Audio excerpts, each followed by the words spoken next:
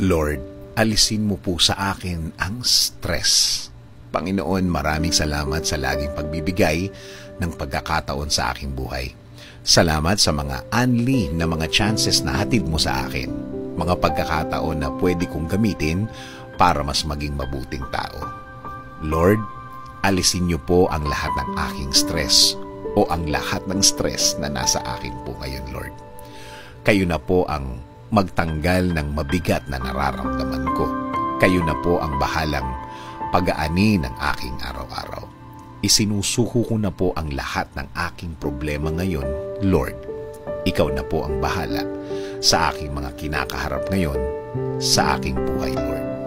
Ikaw na po ang bahalang palitan ng blessings ang aking mga problema ngayon.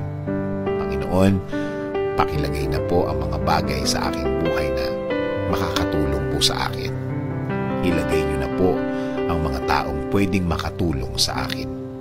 Alam ko po na kilala niyo po ang mga taong pwedeng makatulong sa akin, Lord. Lord, kasama din po ng dasal na ito, ilagay niyo rin po ang mga aral na kailangan kong matandaan, mga lessons na magiging gabay ko sa pagharap ko sa susunod na panahon. Ikaw na po ang mag-guide ng buhay ko, Lord. Ikaw na po ang bahalang i-direct ito kung saan niyo po gustong dalhin. Alam ko po na pinakamaganda ang iyong plano para sa aking buhay. Alam ko pong kayo lang ang makakabago ng aking sitwasyon. Patuloy niyo po akong i-bless na mga bagay na makakatulong sa aking mga gagawin, sa aking trabaho, negosyo, at mga bagay na aking gagawin din para sa aking plano, Lord.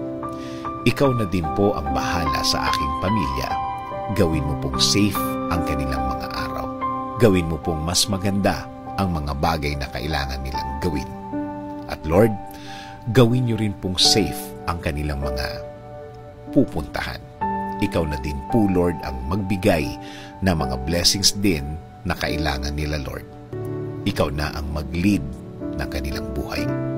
Ikaw na po ang bahalang iangat at i-level up ang kanilang mga buhay. Ikaw na din po ang gumitna sa aming relasyon na mas maging maganda, Lord. Salamat. Salamat sa mga ibibigay mo, Lord. Alam kong hindi ako mabibigo sa mga idinadasal ko sa inyo, Lord. At alam kong patuloy niyo akong babantayan sa lahat ng oras, sa lahat ng araw ng aking buhay. In Jesus' name I pray. Amen.